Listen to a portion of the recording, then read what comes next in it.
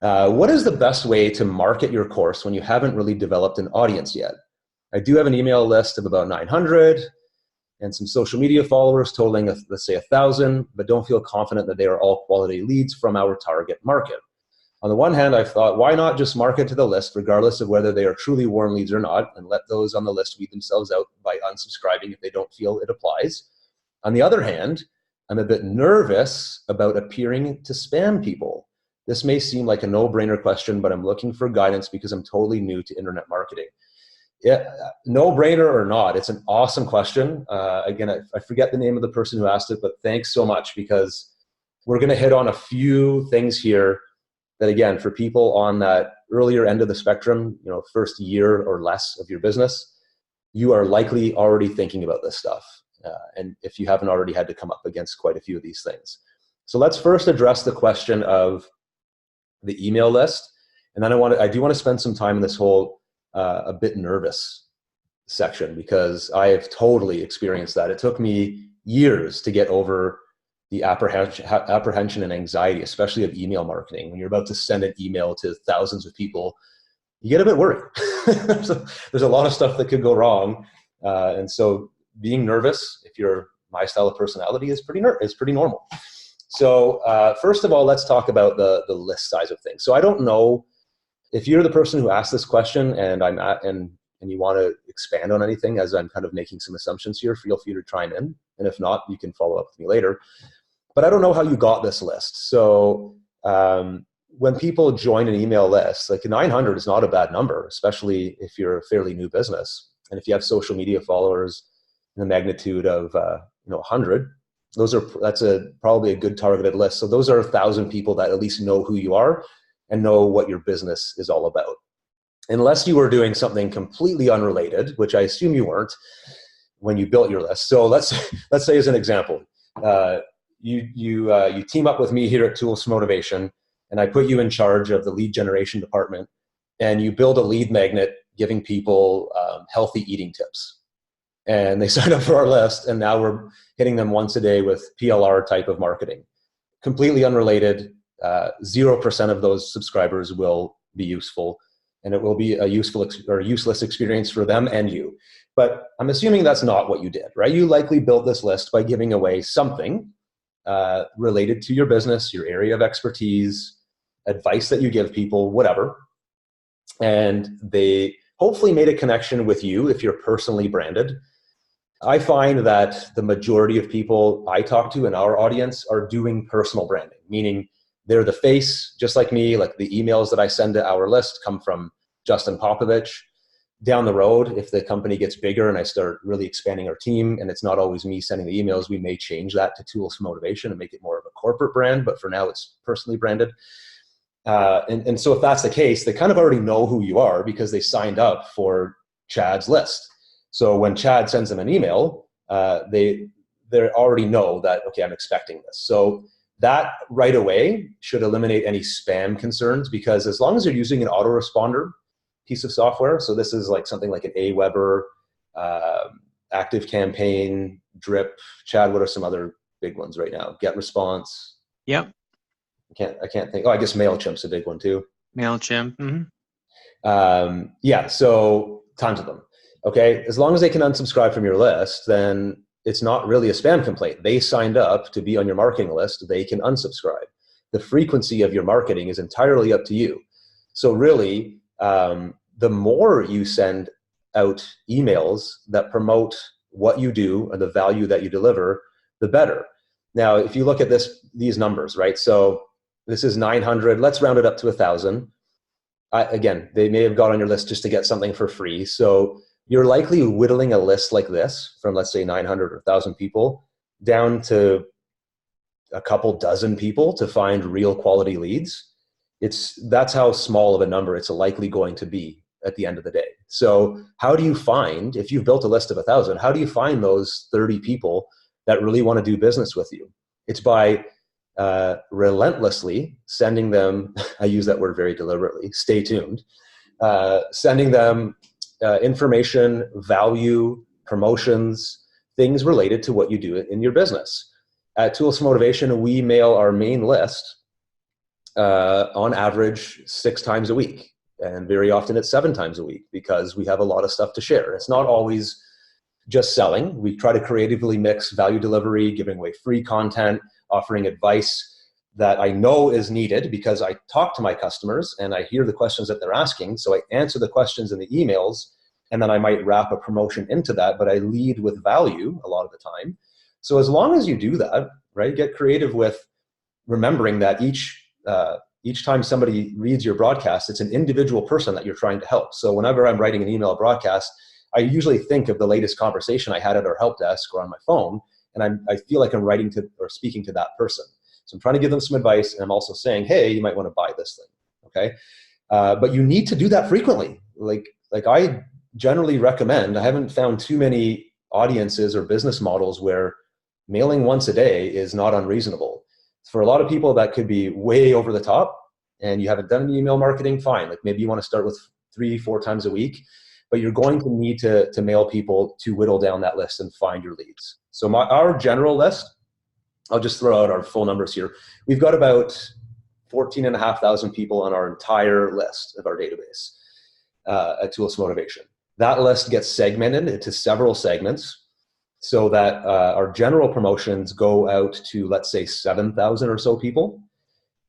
Again, that all depends on segmenting and tagging. That of those 7,000 people, maybe 2,000 will even open the email that I sent. And then out of those 2,000, maybe 200, 300, 400, 500 people will click it, depending on the sales copy, what's being offered, and so on. And then out of those clicks, again, the numbers just keep whittling down and down and down. So I may get to a point where I'm making 100 sales on a list of 14, a total list of 14,000. But you can see how quickly these things get smaller and smaller and smaller. So in order to really generate revenue for your business, first of all, you've got to find those warm leads by sending targeted emails on a regular basis, so the people that aren't going to ever buy will actually unsubscribe, just like this person is asking in their question. That'll kind of take care of itself. Eventually they'll get off your list because it's like, this has nothing to do with me, I'm not going to buy, so they get off. And if they stay on, then they're obviously interested, and maybe it's just going to take them longer to do something with you. If you're sending out stuff that is related to your business, like for me, I've poured so many years, time and effort, and like 7 days a week work, trying as hard as I possibly can to build a quality product here, that I have no problem sharing what I do because I just believe in it so much. It's been my life's work. So why would I not send an email to people? I'm willing to risk annoying people to find the people that are actually going to get value. Like I just had somebody join our annual membership last week, and he literally can't believe the value that we're delivering. He's been looking for something like this for years. And if I hadn't been aggressive enough or relentless enough in my marketing, then maybe he never would have found me, and then his business wouldn't grow. So for me, I kind of always connected back that way. I believe in what I do, so I have no problem telling you about it on a daily basis. And I just adapt my email marketing methods to suit my style, where I'm not just going to say, buy this, buy this, buy this every day. I will ask you to buy stuff, but I'm also going to wrap it around lots of other value, so that if you're not prepared to buy or you're not in the mood to buy, there's still some value in opening my emails.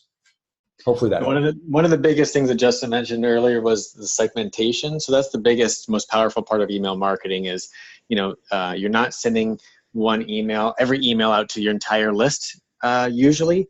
So you would be, for example, if you had a general list and maybe there's those 900 people or 1,000 people on it that you mentioned, that would be your general list, but then you don't know if they're interested in the specific thing you want to talk about. So I would just send a feeler email out saying, hey guys, I want to let you know, you send it from my list to be notified about what I'm working on.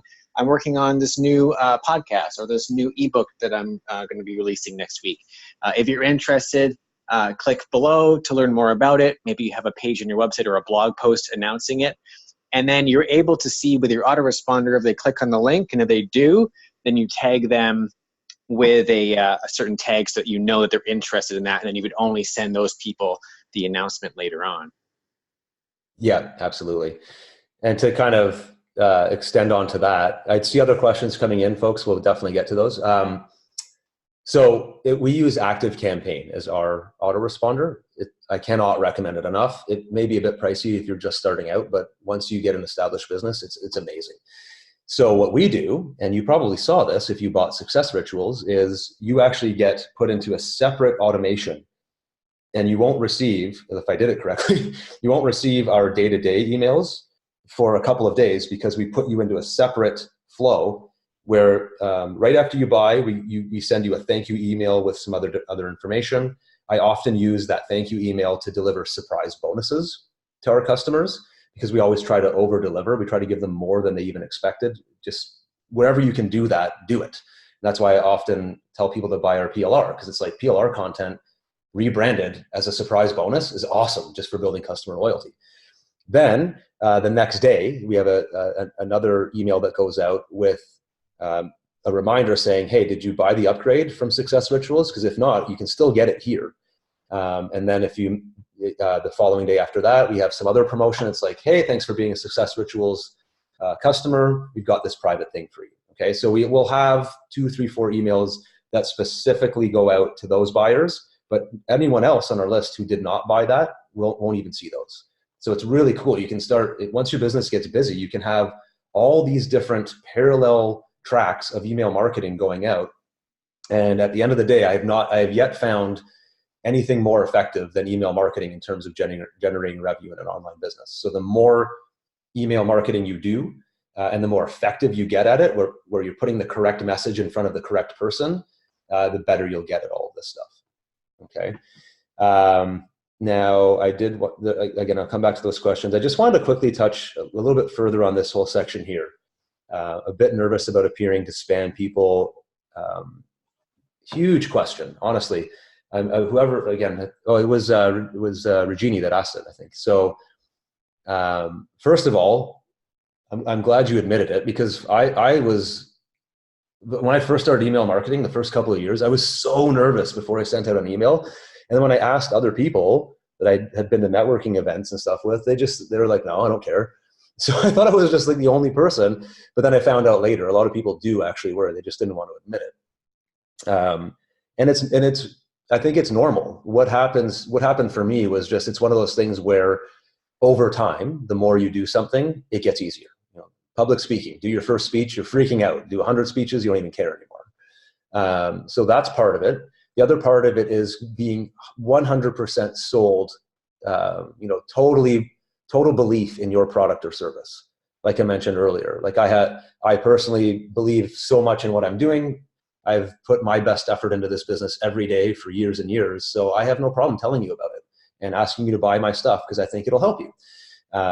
So that contributes to it as well, but that also doesn't happen overnight. I developed that confidence by, years and years of doing this and hundreds of products, each time, kind of chipping away at those insecurities and giving myself hundreds of great experiences with customers, them saying, wow, I'm really glad, your products are available. They help me in my life, in my business. You hear that enough times and you just completely stop worrying. You realize you're actually making a difference, and that kind of goes away. So it's one of those things where I would say it's not going to, that whole like nervous thing is not going to go away. There will be concerns about spam and all of that. Just try your best to hone in on that message. What is it that you can do in your email marketing to deliver lots of value, but still sell what it is you're trying to move, whatever you're trying to market, whether it's your own product or something you're affiliated with. And over time, that'll just get better. Okay. And then this is actually, I just wanted to show this. This happened last night. Somebody unsubscribed from our list saying, I don't enjoy your relentless marketing style. It's so over the top. And it was one of the buyers from this course, I believe. So if you're on this call and that was you, I apologize.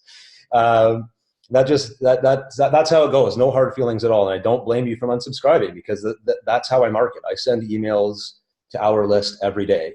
And that may not have been for this person. Completely fair. I unsubscribe from lists all the time. And it's not because I don't like that marketer. This person may not like me, and I respect that.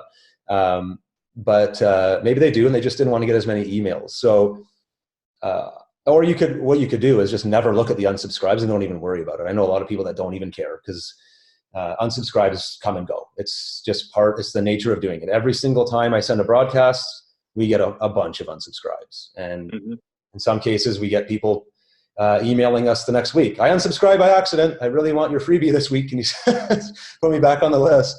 So who knows, right? There's all different kinds of reasons people do it. And you're going to irritate, annoy people. There's going to be people that don't fall into your market or maybe they do and they just don't like your style. So be it. You can't please everyone. That's what it comes down to.